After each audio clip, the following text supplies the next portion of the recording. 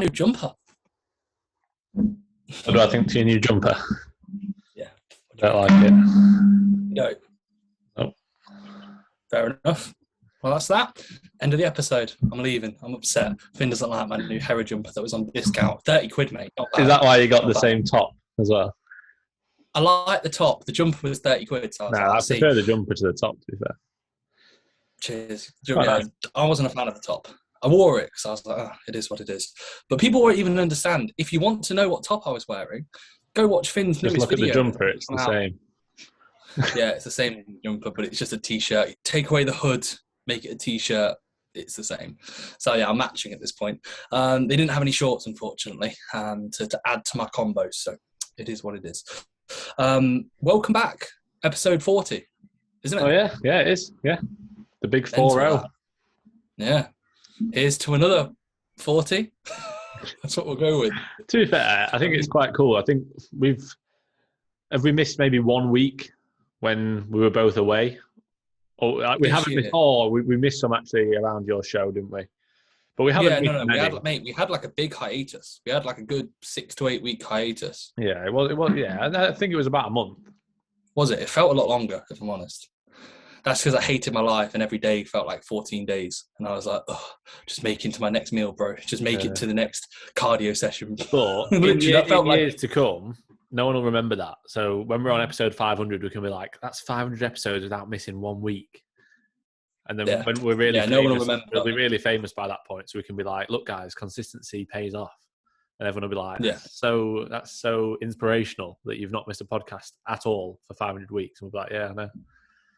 Yeah, exactly. But the OG fans will comment like, what about that hiatus? So who would be like the once you're in Hall of Fame? OGs? Yeah, Ped. Nah, Tatender. Tatender is the first OG. Yeah. Yeah. And then it's Ped. There's obviously lots of... No, mate, Charlie Everall watches everyone. Yeah, no. Right, yeah, mate, there's loads of people. We're famous, right? There's loads. Obviously, we get we got millions of views on Spotify. No one can see what we get on Spotify. We get millions. millions, honestly. But I'm not going to go through everybody that watches them. But I think there seems to be like a person that we mention a lot. In the first few episodes, it was Tatender. Now it's Ped. Someone will take. Well, to be fair, with how Ped's going, he's not going to let anyone take his place. Mate, Ped got a question today. Ped got a question for himself. Oh, did he? Ped's asked a fun fact again today. Oh, so he didn't ask. I was going to say, where's his fun fact? Yeah. Should we start off? Should we start off with his fun facts, and then we'll just get into a weekly stuff? So every week we'll start off with Ped's fun fact. What's his fun fact for this week? Let me have a look. 1 second. Okay. It was a message, actually, wasn't it? Okay. So he put, I was in the gym and I see a guy I know by sight. He saw him by sight. one of his senses, smell. I saw him by sight doing flat bench press. He had 10 kg on one side and 5 + 5 kg on the other. At the end of the series, I'm guessing he means the set, he looks at me and says, okay, right? I answer him, look, it would be better if you put 10 kg on each side. And he, okay. I do a set. And when I come back, I see that he had added 10 kg on each side. And now he had a 10 + a 10 and a 10 + a 5 + a 5. He says to me, better now? ? It still hurts me. Ha ha ha. This is where you offer him coaching and you say, look, mate, you actually send him to go cardless. Yeah, and you send him the PayPal link or the Go Cardless, and then you just say, sign up to that, and you'll have my full attention. Until then, I'm not speaking to you. That is a fun fact, Ped, but to be fair, it doesn't really matter that he had a 10 and 2 5s. No. Yeah, I think 5 + 5 is 10. Yeah. And that's the same as what was on the other side with just one plate. Wow. Crazy how math works. Thanks for that fun fact, Ped. We're looking forward already to the next one. But yeah, how's your week been, mate? How's everything? How's life? All good, mate. Feeling super, super fresh. I've just done an infrared sauna into a cryotherapy chamber for some hot and cold treatment. So I'm feeling super fresh. No way. That sounds amazing. Yeah. How much I did as well. Oh, did you? At the same time. You did. Yeah. No way. All for my YouTube. Yeah, that was I feel good like fun. it's going to be a weird video, that. It'll be a weird one to edit, I feel like. Pete's got a bit of a challenge, you know? Pete's good though, isn't he? Yeah. I'm not too, I'd say just make it a bit more snappy. It doesn't need to have as much content in. Yeah, it'll be like a 10-minute video. Yeah. I'd Yeah, have so thought. pretty much to summarize, because this will come out, 5 days before, 6 days before it comes out? It'll be next Sunday, won't it? Or is it this? Or is it? Yeah, next Sunday. Yeah. So basically, we did our usual like weekly or bi-weekly treatment with Aaron Bryars from AB Sports Therapy, aka Aaron Bryars Sports Therapy. So Aaron from Aaron Sports Therapy. We pretty much had our weekly treating with him, and then he also helped us out with. I say helped us out. He basically put us in a real hot box for about 35 minutes, and then we went into the cryo chamber for like 3 minutes. So it's like you go from being really hot to then being really cold. And to be fair, I would actually agree. It was quite nice in a weird way to actually be with you, because you almost because you're not like on your own, you're like, fucking hell, this is cold. You can almost just have a chat. The cryo chamber on your own is quite challenging, because you're just staring the time down and you're like trying to move around and keep yourself busy, but all you think about is how cold you are. But like you say, when we were there, we were just chatting and it was like, oh, like it's done. We could have probably done another minute, like, which doesn't sound like a lot, but in there, like, it is quite a lot. If you were to say you only had a day and you were like, I'm dying tomorrow, and you want to make that day last the longest, you go in the cryo chamber. Yeah. It's like a minute in there feels like an hour. It's like, when you're doing cardio at the latter end of a prep and you're like, fucking hell, this minute's taking ages. Like it's time moves slowly. If you had to, how long do you think you could actually go in the cryo chamber and survive? Like, so I say survive, but come out without being damaged. You know what I mean? Either skin damage or frostbite or... I think it would depend on my own physiology. Like, I think I could legitimately switch off and be like, you just stuck it in now, mate. Yeah. Until you're dragging me out. So I don't know. Until someone says, Reece, you're going to die, mate. I reckon I could do... I don't know. I think you would... Your own instincts would force you out, especially if it's by choice and it's just like, see how long you can do. Yeah. I reckon I could probably do like 7-8 minutes, but I'd be fucked. I reckon 5 minutes would be sound. And then I reckon like every 30 seconds after that, I'd be like, right, I'm close to dying. Yeah. Where the sauna, on the other hand, I feel like I could have sat in till the sauna's nice, wasn't it? Now, and I've got no water or minerals in me. Literally, sauna was good. Yeah, exactly. Yeah, it was quite nice. And it wasn't, as like we said, it wasn't like a sauna that you've been in before, that was like stupidly hot. And it's just like you're dripping in sweat. It was a weird sort of heat. It wasn't like, I've been in saunas before, not many times, but I've been in saunas before, and it was a little bit different to that. So yeah, that was that. And anything else, mate? How's training been? How's all good? You want to report about my fantastic deadlift the other day? 285 kilos for 0 reps, everybody. Zero reps. People can see that on well, they will have hopefully already watched it last night. Actually, people that haven't watched it, so when this comes out, it'll be in yesterday's YouTube video. So go watch that. But yeah, we don't need to embarrass you, mate. The video does that enough, so we won't go into it now.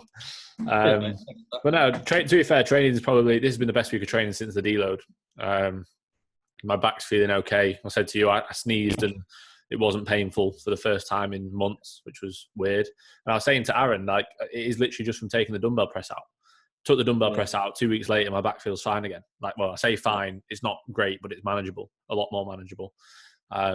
Yeah, the past 2 weeks have been frustrating, to be honest. Like, my training's been a bit meh, especially upper wise. Like, lower body's been really good, but my upper body training has been a bit poor. Not like numbers wise or anything like that, but just in terms of it being frustrating. Like, every time I try and do a movement, it's like, oh, that doesn't feel good. Even just like I was saying to you, in bed, like, I had to have my arm as if I was in a sling. Otherwise, it just felt like my shoulder was just grinding on itself. Like, it was uncomfortable all the time. So, yeah, just from taking, well, I think it's just from taking the dumbbells out, and it just took a bit of time for it to recover. But yeah, my back does feel a good amount better. So that's all good. Legs was good on Tuesday. Legs was very good. That was a really good session. Yeah, to be fair. That was probably the best we've had, I'd say, on that since the pendulum's been in. Like, that was probably, like the first few weeks on the pendulum, that was good. And then I think since we've had the hack, those were that was the best set or best session that we've had collectively. Yeah, no major complaints. Yeah. My training's been sound. It's been all good. I feel pretty battered. I can definitely tell like a few things. Like when I'm going for a walk, I said to you, like my back just cramps up. I can definitely tell like I'm not running on like a red line, but it's been like I think about 5 weeks, hasn't it? Been now 4 or 5 weeks since the last 4 weeks. Yeah. Yeah, and that was only a very small deload. This is the 4th week. Yeah, and I was saying to a client today, and they're checking because they're asking me about like how long it takes for me to burn out, and I said it's all person dependent, but usually 4 weeks I'll be spot on, and then my performance is still rising, and I get to like 5 weeks, and I'm like, okay, can feel it. 6 weeks, and I'm like, right, this is the last week. So I've probably got another 2 weeks, I'd say, of training well into like literally the wheels start to fall off and I end up in a ditch. So ideally, I'd like to pull back prior to me ending up in that ditch. But no, all in all, everything's good. Everything's progressed by the deadlifts that were absolutely shocking. But again, go watch the video, you'll see. So yeah, I haven't really even thought about them, if I'm honest. Like I legitimately, I'm not too sure what I'm gonna do with them. You've been fucking crying about them every day. Yeah, I've been saying to Finn, like, mate, my stress management's awful. I just keep thinking. I woke up, I had a nightmare of me failing a deadlift. And I woke up in the middle of the night and I went, jumped up out of bed. I was like, oh, God. It was real. I'm not actually deadlifting. Thank God. So, yeah. But no, otherwise, everything's all good. 120 kilos for the first time this morning, which is a bit of a milestone. I don't really think it is. I find it a bit weird. Like, we said the same, you know, when you hit like 220 and you were like, well, I've been 220 pounds, but you haven't been. But you would have been 220 pounds when you were like going to bed. And like I've seen 120 plus kilos for literally the last like 10 nights when I just hop on the scale when I'm brushing my teeth at night, and I'm like, oh, I'll just see what I am. And I'm like, oh, 122. And then I woke up and I was 120 kilos for the first time. And again, no enjoyment. I'm just like, oh, sound. Like I don't really take too much of it. Scale weight doesn't really tell any kind of story, does it? Like, it's like when people are like, oh, you know, fucking hell, he looks massive. He's 300 pounds. And it's like, yeah, but he's 6'7". Like, yeah 300 pounds isn't that impressive at that height. Like, you know, yeah, it's still, don't get me wrong, it's still heavy, but anybody can be 300 pounds. Just eat loads of food and get fat. Like, it's just a number. Like, it's regardless. I mean, look at you. You were 225 today. Look at me. Yeah, I look like shit. I've got no muscle, and I was 225 pounds. Anybody could do it. I could be 300 pounds if I wanted. Trust me, guys, anybody can do it. If Finn can get to 225 pounds, look the way he does. Literally, trust me, anybody can do it. Anybody at all. Yeah. So yeah, I don't really take too much of it, but it was like a bit of a cool milestone because I'm like, oh, 120, sound, you know. But again, I'm not really asked. It is what it is. Yeah. Otherwise, mate, nothing to report. There was one thing I did want to touch upon, and it was what we spoke about the other day. And I've completely forgot, so I shouldn't have brought this up because I'm going to waste both our times thinking. But I'm pretty sure we spoke about something in the gym, or it might have been Saturday, you know, after we trained. And I can't remember exactly what it was. So again, I do apologise because this is meaning no content. But we brought something up. We spoke about something. I remember thinking, we should speak about this on the podcast. When? I can't When remember. was it? Saturday? Nah, Saturday we spoke about stress. It wasn't that. Try to think what it would be. If it comes to me, I'll tell you because I thought it was quite a good topic. And I remember saying to myself, oh, I'll remember to bring that up because it was, we got into quite a good little chat about it. But again, I can't remember exactly what it was. So again, forget me, ignore me. Do you want to get into the questions? Or do you have some thought process to what we spoke about? We just chatted about something. I can't remember exactly what it is. No, mate, I don't remember. Fantastic. Right. Are you doing questions from last week then? Yeah, you go first. Cool. Right, we've got a fair few. We'll start off. Who would be a better bouncer, Finn of fkphysiques or Reece from Reece Cheat? Not Reece Fit, Reece Cheat. Cheers, go. Thanks for that. Who would be a better bouncer? I feel like I would. Why? Because you're more aggressive, mate. I've got a beard. Got a beard. No, yeah. I feel like from a standpoint of like just having someone bigger at the door, obviously you, but I just think you'd be shit at it. I feel like I feel like you'd just, I don't know, you'd be too lackadaisical and you just let anyone in, and then there'd be stabbings and everything going on in there, and I'd be really really. You'd be a Jobsworth. I'd be a massive Jobsworth. Yeah. Yeah, I would. That's what it would be. So yeah, I agree. To be fair, I think I'd just be like Right, mate, how you doing? Yep, sound, going. Like I don't think I'd take too much like care in like making sure that someone isn't walking in with a massive machete. I'd just be like, yep, you look sound. See you later, mate. You know? So yeah, I'd say Finn from FK Physiques instead of Reece Cheap. That's for definite. Do you want to get into yours? Like I said, I've got pretty much about 20. I can't find it. Right, cool. Okay, so Miles Mason, you ready, mate? Why is every bird that comes up on my Explore page is followed by Finn Kelly Coach? I'm not gonna lie, mate. I've not seen similar, but any girl that I think's ever followed me follows you, and you follow them. And I was a bit like, Can't explain. No comment. No further questions. What's the Jose Mourinho? No further questions, please. I'm going to bring my lawyer in. I'm going to get in trouble. I don't want to get in trouble. If I talk, I'm in big trouble. I don't want to get in big trouble. Yeah. No, probably just because back in the day, obviously, you were a massive player. No. When I was starting Instagram and starting like an Instagram page, you'd follow loads of people. You follow like 6,000 people or something crazy. Yeah. No, I follow like 6,000 people. Yeah. No. So that's what guys though on the Explore page. Yeah, mine were females. It's nothing like it's completely accidental. They could have been males, but they were accidentally females. Oh yeah. So yeah. Mine I don't see gender. I don't see gender. I just see people as people. Yeah, I thought you just saw everybody as a money sign because that's what you're interested in. I'm gender fluid. I just see people as people and see their personality. For all I know, they could be males. I'm not looking at their photos. I'm just there for their personality. Fair enough. If they didn't follow me back, I just unfollow. Yeah. So obviously, all these people followed me back, so I just was like, yes, they didn't follow me back, unfollow them, and then follow them again 6 weeks later and be like, please follow me. I want to try and get them. No. What you do is you follow them again, then you unfollow like within a day, and then you do it again. And then you do it like 4 times, then you're like, so you get a message saying, can you please fuck off? And you're like, they've realised.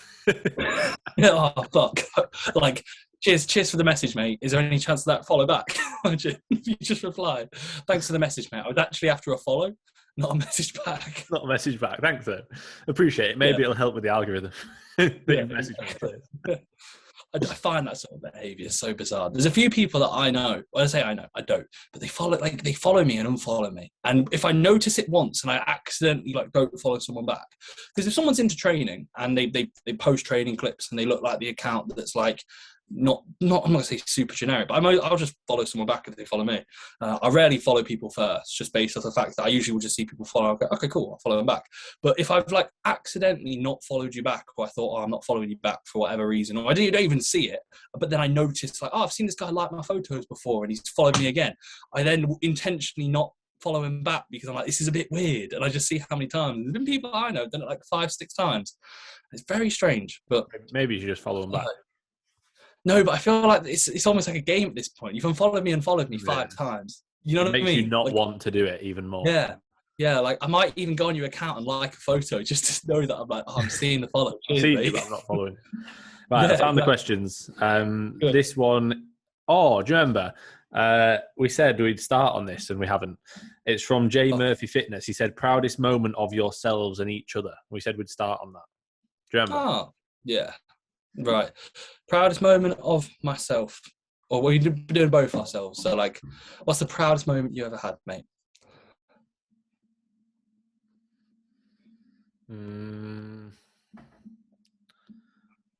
I don't know. I get proud when I think about the process, but there's not one moment that I'm proud, if that makes sense.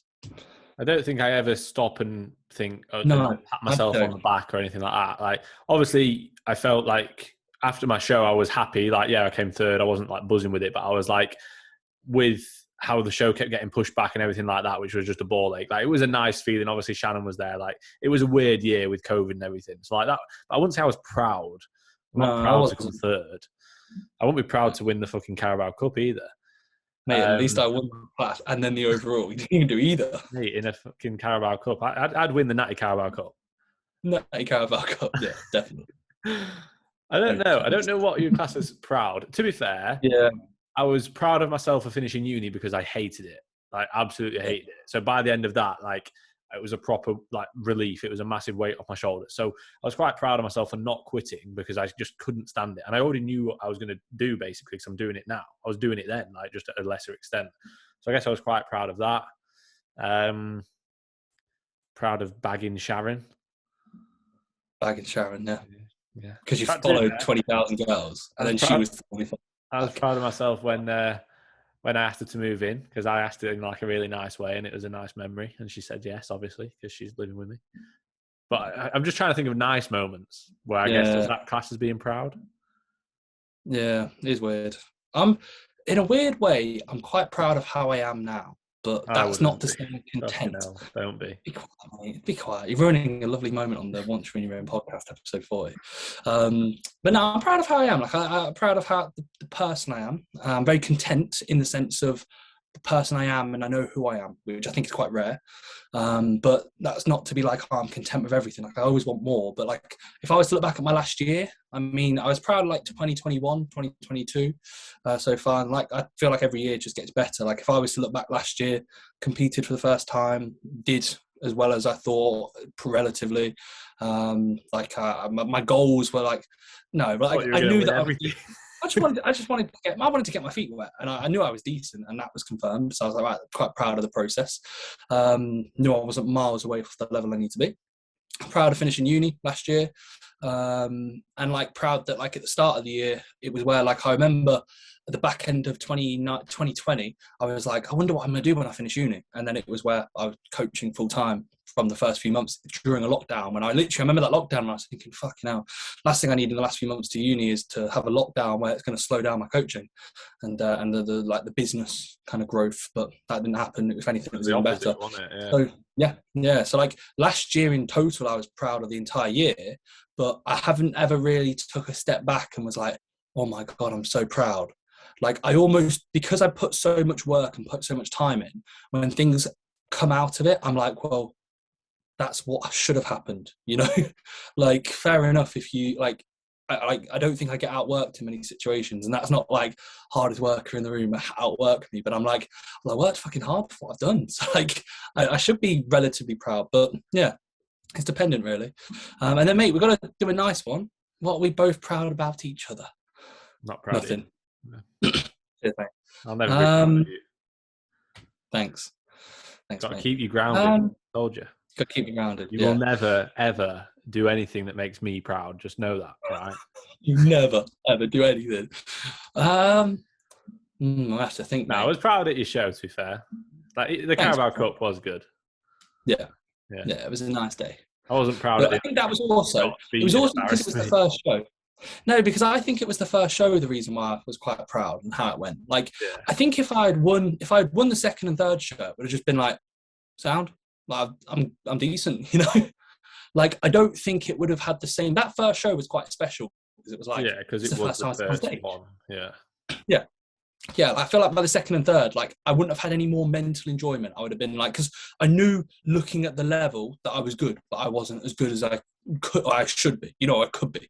So therefore, like, I knew from the first show, even though I was fucking good, I was like, right, there's still going to be people better than me. You know, I wasn't like, I'm the best physique guy, amateur physique guy in the world. I wasn't. You have said that. No, mate, you know I wasn't. I didn't even, I said I was like, we'll see how things go. Like, I knew there were people that were good. So even if I'd won the second and third one, it wouldn't have been like any better. We did think that you would do Jack, didn't we? Like, we like, even throughout the prep, we're like, I remember saying like, fuck, there's no chance that Jack will beat Reece, because I just saw him as that tiny guy from. Yeah, I'm sure he wouldn't mind me saying that. Like, he was very small the year before when he competed in the UKDFBA. He did well. Obviously, he's got great shape, but I was like, there's no chance. And then obviously seeing him compete was like, fuck, like, he's very good. Yeah, way better, so much better than you. So much better. Yeah, so much better. Yeah, no, testament to Jack, like I said, and likewise, like Alex, like, the cool guys. Like, it's nice. I forgot about that. Yeah, but he was very, very, very good. Yeah, like very, very, very, very good. Like, I think if you were to have showed both of us photos of him, like, let's say 4 weeks out, from the Arnolds, we were both like, yeah, Sam should be right. Like, it'll be good to see. If you were to show us 4 weeks out of him, I'd be like, yeah, I'll probably missed. Yeah, like it would be like, it's a good thing that you didn't know that he was doing it, because it wouldn't have made a difference. No, it wouldn't have made any difference. Mate, want to know the weirdest thing? I actually did see someone share a photo of him, and I read it like 2 weeks before the finals, and I was like, oh, he's not going to be a junior. Yeah, and I was like, yeah. And I think I saw even junior physique, and I thought, nah, he's just tagging that as a tag. Like, I didn't even read too much into it. He's not a junior. And to be fair, went on his profile, age 22. I didn't even, I didn't even like pay attention. Like, for example, like with Jack, I saw his Instagram. Like, we knew that he was doing the show, but I didn't check it. Like, I was just like, oh, cool. This is the guy I'm competing against. I wasn't like, and the same if I saw Alex's account, I wouldn't be like stalking him, like, oh my God, I'm up against him, you know? Like, it was. It's not going to do. It's not going to benefit you anyway. There were people going into that show, like, I know Cam Wales was doing the PCA finals. He won an overall, so I was like, right, he must be all right. There was that Fraser guy? Is it Fraser? The guy finished fourth, who looked really good. I thought, like, someone like Fraser, I think it's Fraser something. I thought he was really good. He won the junior show, like, I think junior London show. I thought he looked mint. Like, it was like, there was loads of people coming in, and I was like, right, this is sound. Like, you don't get scared from, and you shouldn't be. At the end of the day, if I want to be at a pro level, and this is what you have to think, if I want to be at a pro level, I need to not only be the best junior, I need to be the best guy in the entire show at far harder shows than PCA shows, you know? So that's the level you need to be. So you might as well embrace the people who are fucking good and think, yeah, sound, I need to be better. You know, even if I'd won the finals, fuck it, we probably would have actually gone for a pro card this year. Or likewise, if I'd won all the shows, we probably would have said, yeah, let's see. But it would have probably still been the same, where, like, this year, I know for a physique guy, I'd be very good. Like, I'd be very, very good. I'd be much improved from last year. But would I be at a pro level? Probably not. I don't think I'd be far off. Last year I was probably 6 kilos off. Next year you will be.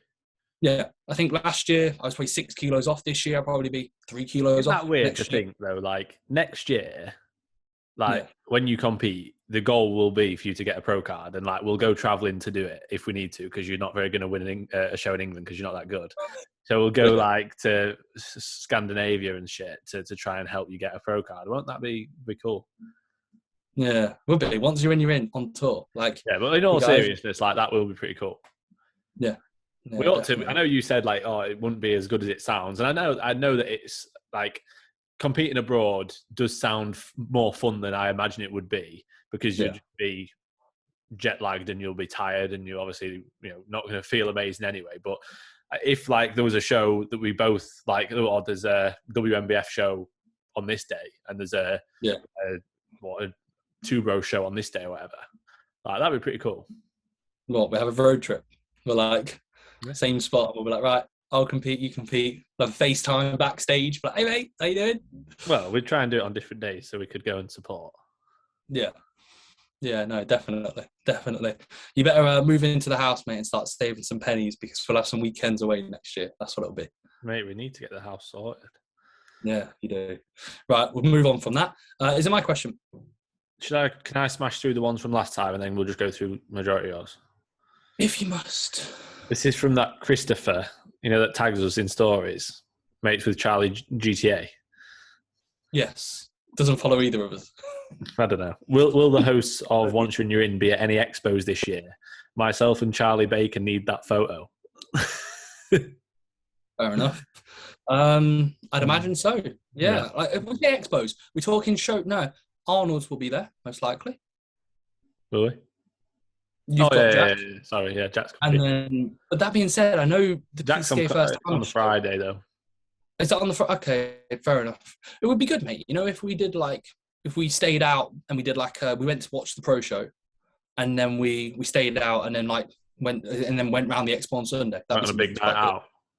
Big night out on the lash. Yeah, come back in, walking around the expo. Maybe. Nah. Maybe mate, CMP. We got asked for a photo, by the way. Yeah, we did. I was going to say, maybe CMP will actually ask me this year. Yeah. And then I'll be like, oh, can I bring a +1? And I'll bring mate, Subclass were there last year, you know? Were they? They had a store. Yeah, they had a store. Yeah. Right, the guy had a store. I'm sound. Yeah.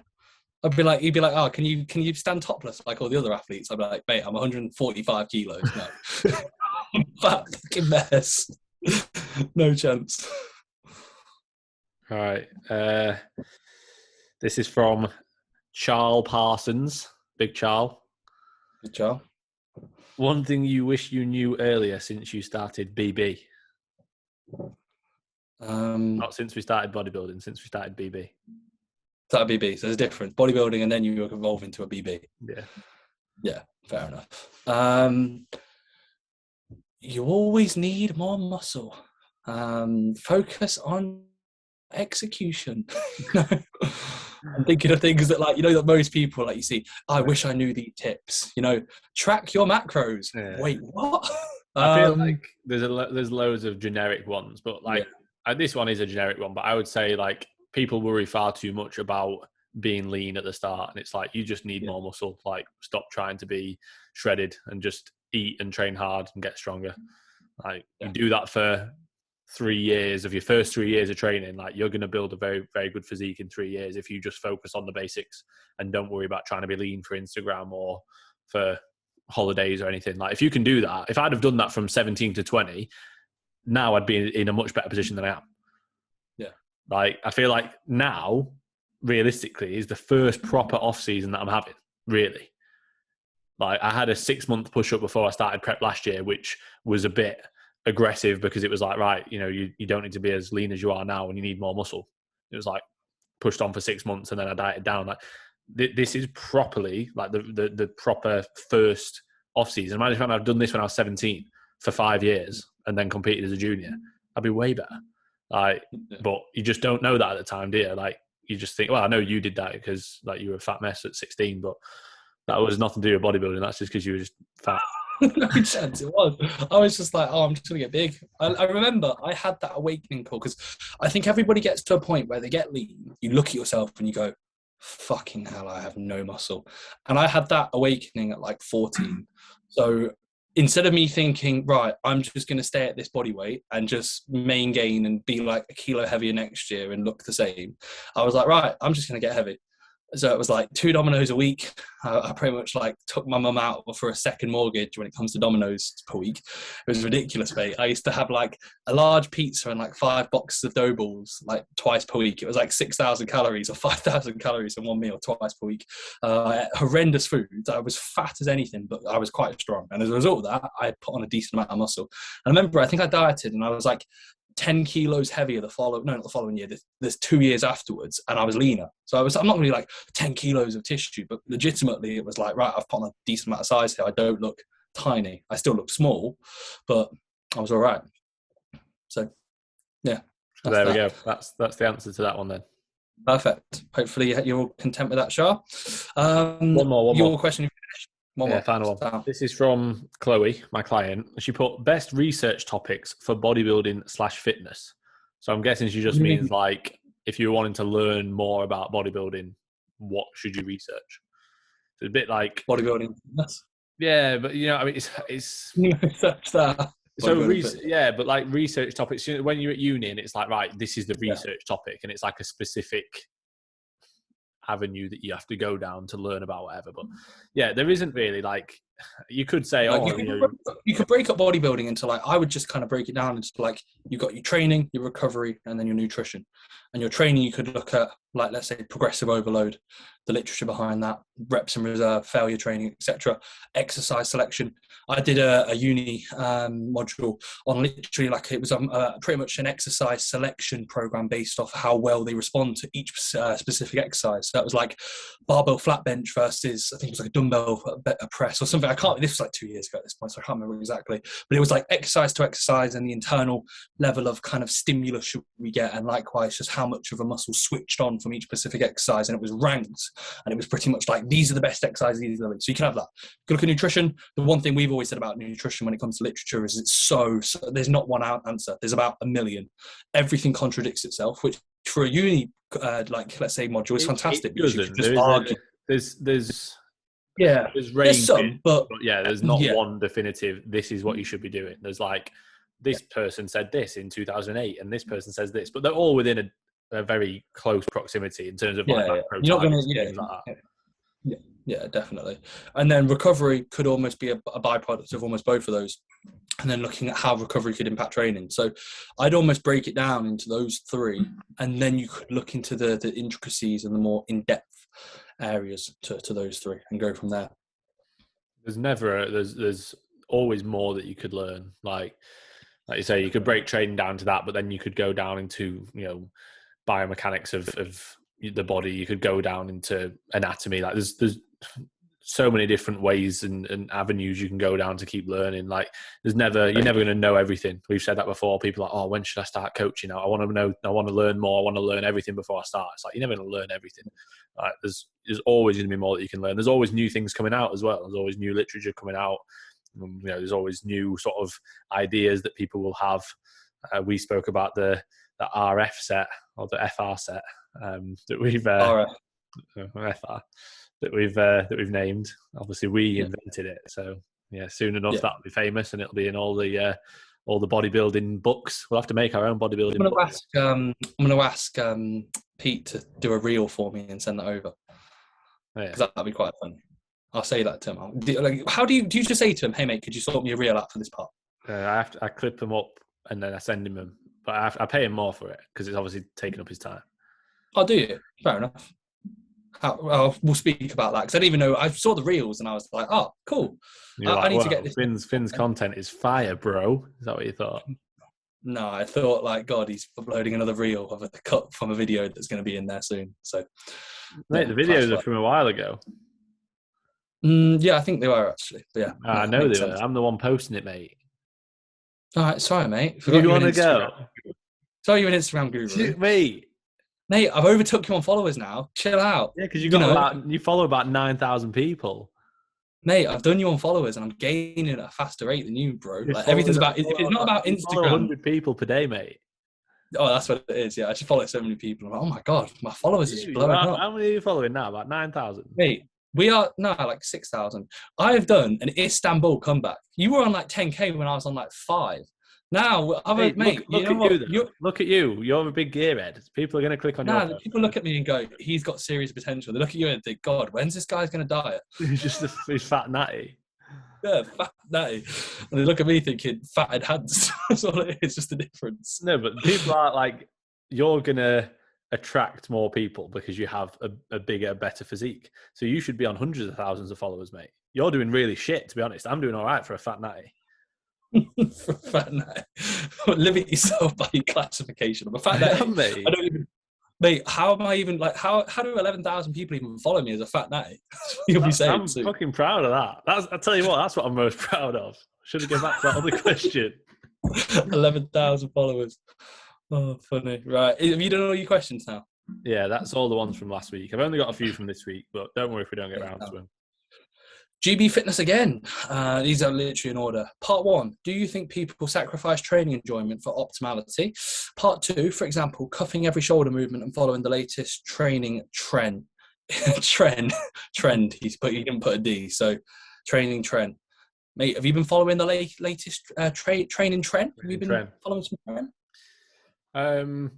Yeah, I think people do jump on the bandwagon a lot, and it's like, I saw this person doing it, so I'm going to do it. And it's like, fair enough. Like, to be fair, like, you might find a movement that you really enjoy doing that and you progress it really well and you might get a lot out of it. But also it might just be, I'm a bit bored of this one, so I'm going to switch it out, even if it's been progressing well.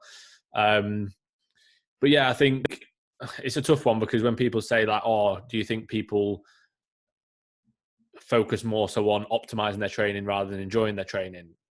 Enjoyment is a massive part of making something optimal, or quote unquote optimal. Like, if you're not enjoying your training, you're not going to be performing at your best. Yeah, you're not going to want to perform at your best. If you were, like, for example, if we were on a leg day going in and doing 3 sets of a barbell back squat, like whatever it may be, like, obviously that's not going to be classed as optimal. But let's say we're doing movements we just didn't enjoy, but they were supposedly going to be better for us. They wouldn't actually be better for us. Yeah, it's the same as the other way around. So for someone that absolutely loves barbell back squatting and it's their favorite exercise and they feel like they get loads out of it, would it be better for them to do a hack Potentially, probably. Yeah, it's more stable environment. They can probably get more knee flexion. It's safer, etc., etc., etc. But they find it boring. Are they going to get more out of a hack if they find it boring and they don't get switched on for it and they don't attack it as much? They don't want to progress it as much. Whereas the barbell back squat, it's all they think about. It's all they focus on progressing.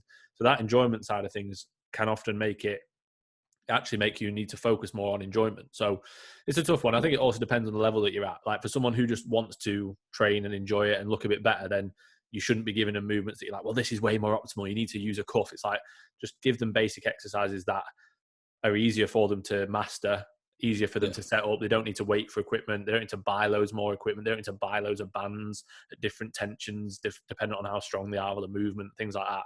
Just give them basic movements that they know what to do and they can still enjoy that. Like, yeah, I think it depends on the level. And also, like, what were you going to say? I was going to say, like, when it comes to like being optimal, I'd really argue at times, is it really does it really, and this is maybe me being slightly naive, but does it really make a massive difference? Like, if you said, if you can progress a set, like we've trained during lockdown periods where we were barbell pressing twice per week. And you could argue, a barbell press isn't as optimal as, for example, doing a machine chest press or let's say a machine shoulder press or a pin loaded, plate load shoulder press.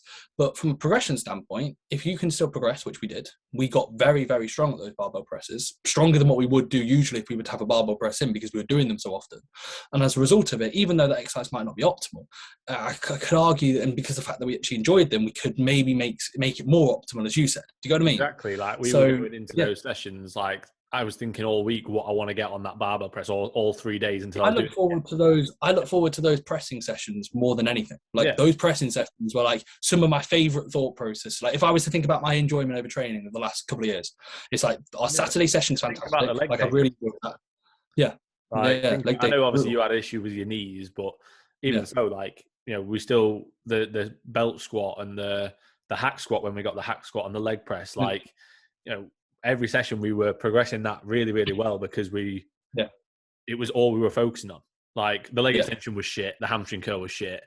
It was like we've got these two big movements that we have got to attack, and that sort of even that led to more enjoyment because they were progressing well. So I think you know they almost both work off each other. What is optimal and what you enjoy can both often be the same thing. Yeah, no, I agree completely. And then, like with the second part, like cuffing every shoulder movement, it's like, unfortunately with trends, people do follow it. So like if, unfortunately, like JP, for example, a few years ago, if he was to put up, he reverse banded everything. He never actually did. I can't remember him really reverse banding much. But let's say he reverse banded every press. And this was 3 years ago when everyone listened to him and he was like a god. Every single person in the gym the following week would be doing it, wouldn't they? I remember him doing loads of exercise and people would follow it, you know. And that's not to say they were bad. It was just to say that people do see an exercise and they think, okay, I'm going to do it now. And in the grand scheme of things, again, like people always follow trends. It's how it is. It's how society works. You see one person do it, another person picks it up, another person does it, and then everyone does it. You know? All our listeners copy our dumbbell RDL. That's what it is. And the leg extension giant set or giant rest pulse. Yeah. Go on, mate. You can go again. Right. What are the benefits? Jesse Oldenburg, all the way from the Netherlands, one of my clients. What are the benefits of having different set of macros on TD and NTD? Look at you. Literally, I've just had some water and you're like poised waiting for my answer. Got your attention. I've got you on a piece of string, mate. Right, fair enough. I was more so thinking, you're taking a pretty long time with that gulp. I know, mate. And I was waiting for you to be like, what the fuck are you doing? But you just waited. Yeah, you literally were like this. You're like, yeah, it was quite nice of you. You just waited. So what difference between training day and rest day food, or why? Yeah. What are the benefits? So we spoke about it before. Yeah, we have. Basically, when you're training, likelihood is you're going to be expending more calories. You're going to need more carbohydrates because they're our most sort of readily available source of energy, especially for bodybuilding style training. So yeah, that's why, you know, generally you'll benefit from having higher calorie, higher carb. And then on rest days, dependent on how active you are. If you have like a really active job, then that difference between a training day and a rest day might not be quite that as much. But if you have a really sedentary job, it might be a bigger difference between the calories on a training day and a rest day. Obviously, again, you're not going to need quite as much energy because you're not expending as much energy. You're not going to need as many carbs. Often what I'll do with clients is just have them on higher fats so they can get more essential fats in on those days, because training days fats are going to be pretty low because we're prioritizing carbs. But yeah, that's the only real benefit. It's not even something that you need to do. Like, No. Also, actually, what I quite like doing is, for some people, I do have them on pretty low rest day food just to help with appetite for training days if they're on quite a lot of food. So I've had clients on like 800 carbs on a training day, but only 350 on a rest day.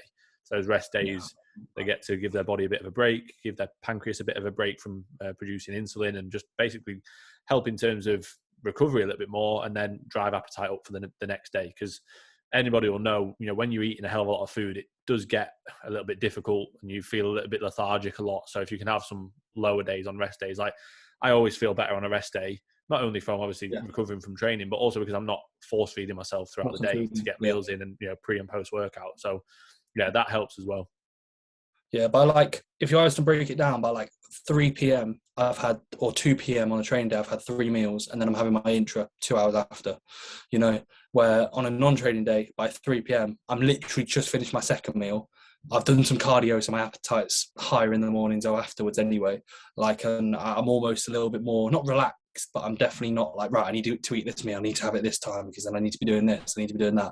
My rest days, I can be a bit less, just in general, stressed if we're thinking that food is a stressor, which, to be fair, when food's high, it is.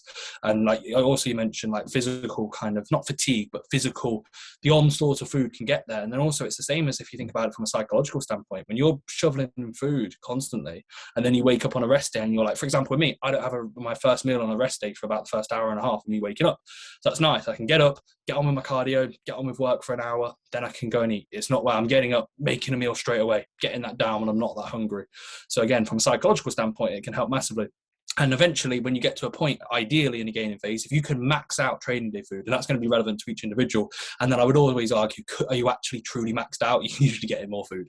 But let's say you physically cannot get more food in, and you look at your non-training days and go, well, I've got, let's say you're on 5,500 calories on a training day, but you're on 3,300 on a non-training day. You can be like, right, well, I've got 2 rest days per week. I can add 1,000 calories to each of these, not obviously in one jump.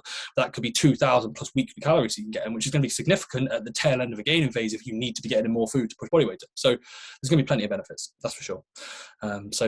It would actually be quite good if I got Jesse's training day and non-training day macros and compared, because it was probably fairly similar. I know his foods, he's like after a reversal phase, he was ill the last week. But yeah, that would have actually been quite good to break it down and the reasons why. But you should check in tomorrow, Jesse. Or 3 days ago, I'll explain to you and you check in. That's what we'll do.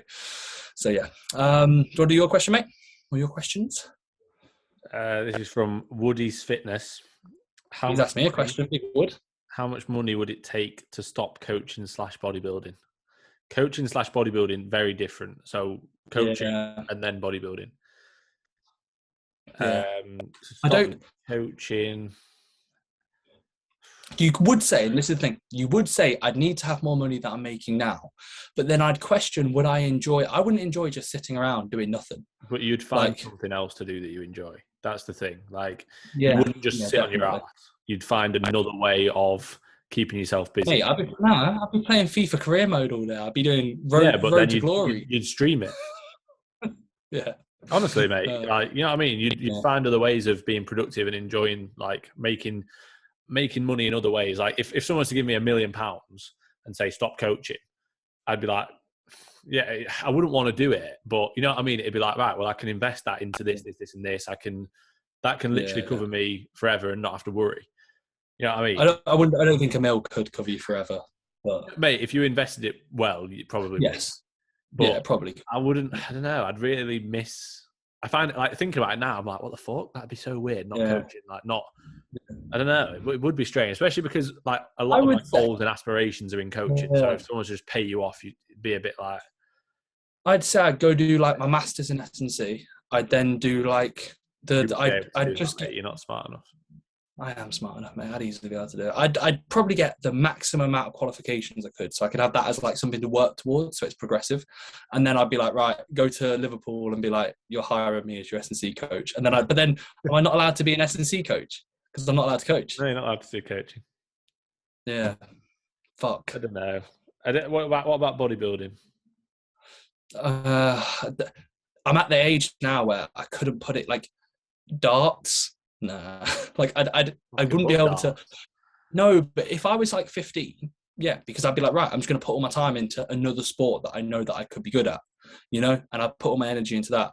But at 23, like, I'm not a spring chicken anymore when it comes to a sport. Like, it would have to be something like snooker or pool that I find fucking boring. Darts, I'd have to be, you'd be fine, mate. They're all fat, so you'd be literally right in there. I do, mate. I fucking love snooker and darts. So, Mate, we need to play. We've never played. Like, you beat me at bowling. We need mate, to I do beat you at everything. I don't know about that. I'd even beat you in bodybuilding, and I'm a men's physique guy. Yeah, but you're a big cheat, so you can't compare. You should have Yeah, stayed. I don't know about That's not even. You don't even have that argument anymore because I can just be like, it's not a level playing field. You're not like that. Yeah. Wouldn't you be able to compete? Even if you beat me at snooker, I can be like, yeah, but you're on gear. So you're exactly. Height and reaction time, bro. That's what it'll be. I'm trying to think. Could we do like CrossFit?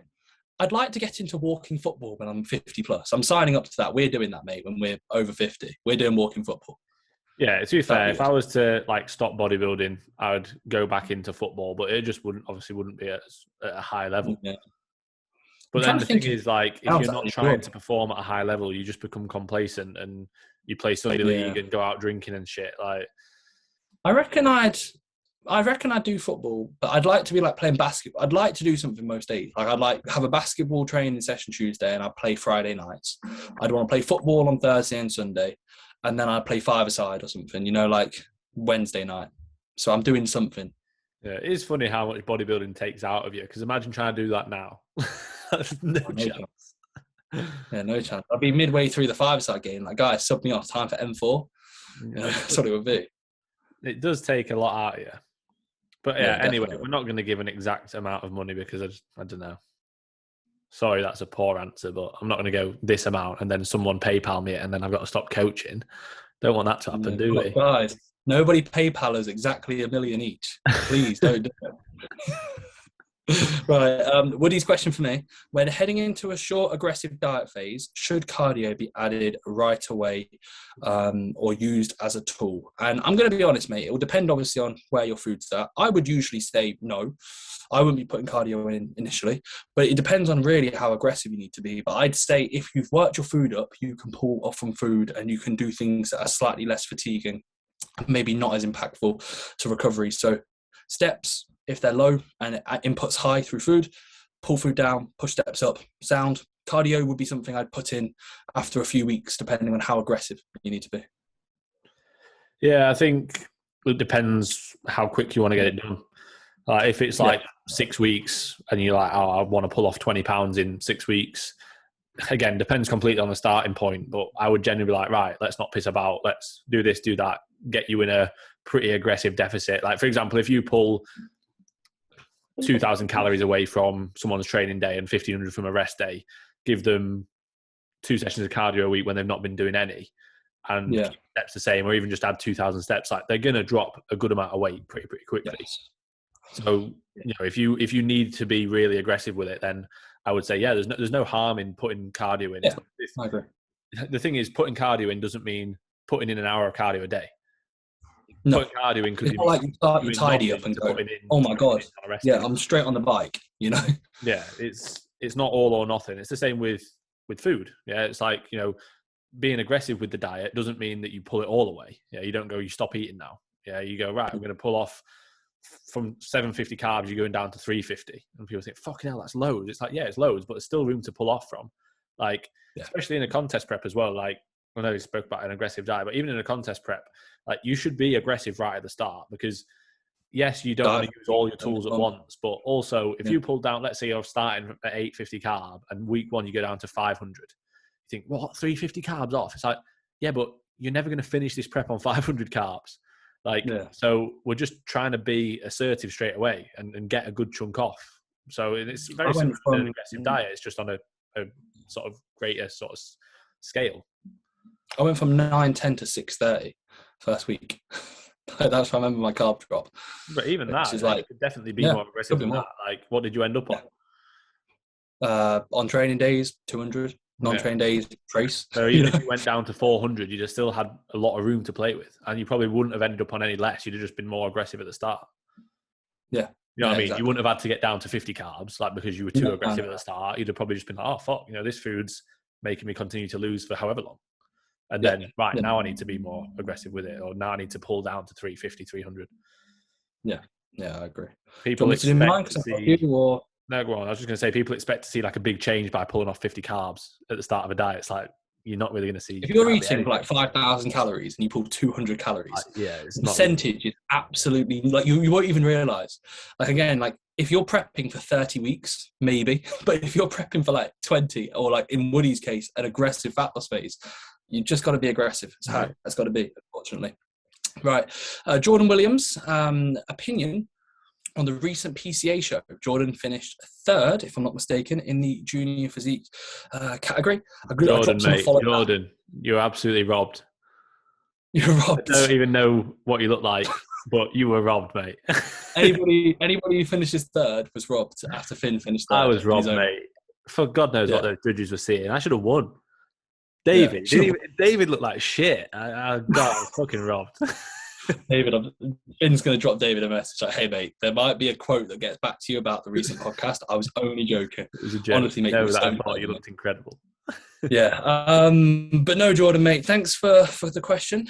Quite cool to hear like a guy who competed on the weekend, like listening to the podcast. If I'm honest, I actually thought he had really good shape. Genuinely, I saw the question come in and I saw his photo and I was like, oh, he competed. So I clicked on his account and he finished third and his shape's good. Like, what's his name? Jordan _ with WIL1. And he needs a lot more muscle. I think he'd be the first one to say that. Like, but he looks relatively good for physique. Like, he's for a guy who's just starting off, first timer. I mean, the stage shots were good, condition was good. What is it again? I know we went to Jordan _ Williams with a 1 instead of the second L in Williams.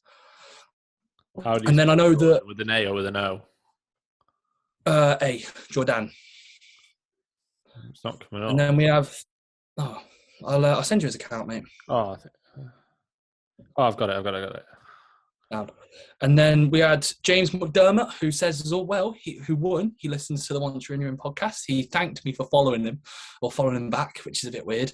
Not in a weird way like that for him to message me. I just mean like, it's me. So I'm just dropping you a follow because I saw that you competed. And James looked fantastic, to be fair. Again, I think he'd be fantastic. So yeah, this is Jordan. He finished third. If you look at the second photo in this one, I don't think the lighting's doing him any absolutely favours. Robbed, mate. Robbed. No, is it the third one?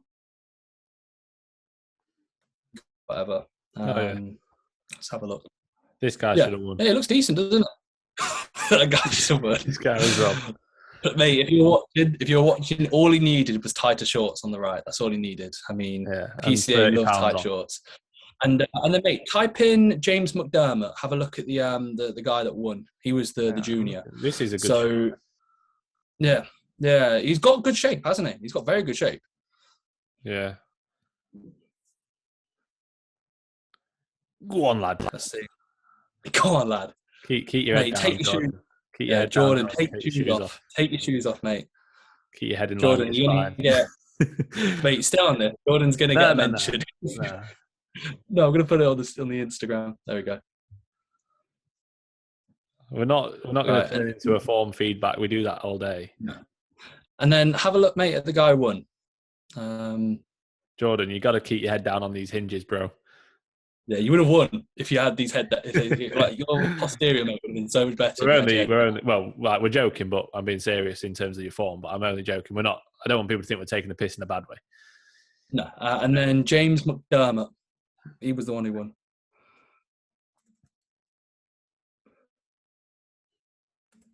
James Hollingshead, I don't think he did a McDermott 7. There he is. Oh, mate, these boys both follow me. I didn't follow them back. Yeah, no, legitimate. Like, mate, when I messaged him, when I followed him back, he messaged me saying like, "Thanks, I listened to the podcast," which is pretty mental. Um, Mate, you're on there now. Oh, Yeah, I you feel following? bad about Jordan. Yeah, Why is it not coming up? There we go. That'll take my followers up to 10,000 like you now, mate. I mean, my following, for who I'm following. yeah. So yeah, so we had everybody. Mate, this is horrendous. I've just realised this is horrendous for people on Spotify. Yeah, I know. But anyway, so James McDermott, he finished first. I don't think he's got any stage picks up. So James, you need to be getting in. Oh, Finn's glasses, his sleep ruined. Yeah, James, you need to be getting up some stage photos, mate. It'd be good to see. But whoa, condition, it looks like Spider-Man. Yeah, Spider-Man. Condition really good. Shaped fantastic. Again, I think he'd be the first one to say he does need more size. But again, at a junior level, the vast majority of people will do. But yeah, he looked really good. And his posing was really good as well. Like, you can tell when someone's confident in their posing. And I was really impressed with what I saw. So yeah, fair play, mate. Fair play. Condition, spot in terms on. of, I mean, that's probably the most. For men's physique as well, like in comparison to Jordan, and I'm sure Jordan will be aware, like this guy, James's arms and delts are just a lot rounder and fuller. Yeah. Which is literally just a case of time. Yeah, bigger. But no, it does look good. Yeah, no, it looks really good. So yeah, I was happy. I was really impressed with the standard. All the first time shows. There's you were always happy with the standard, were you? They're not doing it for you, mate. Nah, but I was impressed. Like, they're coming as an overall winner of last year in one of the shows. So like, I almost feel like I'm talking to these people. You know, it's just like I've got such a good opinion on it. But no, it was. I think PCA shows, first time shows. There's always like a few select people where they're like, fucking hell, like they're really really good. Like, there's always like a few people you can tell it's a first show, unfortunately, and there's always a few people who are fucking fantastic. The guy who won the overall, mate, you saw him. He looked like really good, didn't he? Like, yeah, and I thought all the overall like people in the lineup were fantastic from all classes. So yeah, I think there was one guy in the overall lineup that I was a bit like, he doesn't really look like he won the class, but hey, you only compete against who you compete against at the end of the day. I'd probably say James finished second out of the overall people. So yeah, that would be, like I said, really good. And the guy who beat him, the guy who won the overall, was fantastic. Admittedly, I didn't really watch the bodybuilding. I think the guy who won was it the overall? I think he was one of Tom's clients, so yeah. Evolution Training, which again doesn't really surprise me. I mean, Tom seems to like wipe the floor with the vast majority of PCA shows now. So yeah, if you want to win a PCA show, Evolution Training is probably your guy. If I'm honest, he seems to win the vast majority. So yeah, pretty much just shouting out everybody on the podcast nowadays. But yeah, overall pretty good. Have you seen any of it, mate, other than what I've said? Or no, mate, I don't follow big cheaters. Fair enough. Jordan might not be a big cheat. I don't know. I'm joking. Jordan, we need to confirm if you're a big cheat. James, you're definitely a big cheat. We know you're a big cheat with those delts. But Jordan, we need to know, are you a big cheat? If not, mate, do the natty shows. You do well. You would do well. You would do well in the natty shows if he isn't a cheat. Imagine if he is a cheat and he's like, fuck, they think I'm natty. Shit. He literally sat there. He's like, these bastards think I'm natty. Fuck. All right, mate. I'm going to wrap it up because it's getting late. Yeah. I've got plenty to go through next week. Hey, mate, I've just got a follow from Primo Subs. Sound. And it's natural, yeah. But they're not selling Primo, unfortunately. Just Perform and Nova Farm stuff. Fuck, I got excited then. But yeah. Right, guys, that's pretty much everything. If you have any questions, feel free to answer them. Probably not next week, the week afterwards. And as always, thanks for the story tags, thanks for the mentions, and then likewise, thanks for all the questions that came in today. That is episode 40. As mentioned before, mate, have you got your water bottle? Here's to another 40. We'll do a cheers. Cheers, mate. Let's do it. Yeah, here's to another 40. And with that, we'll catch you guys in the next episode. See you later.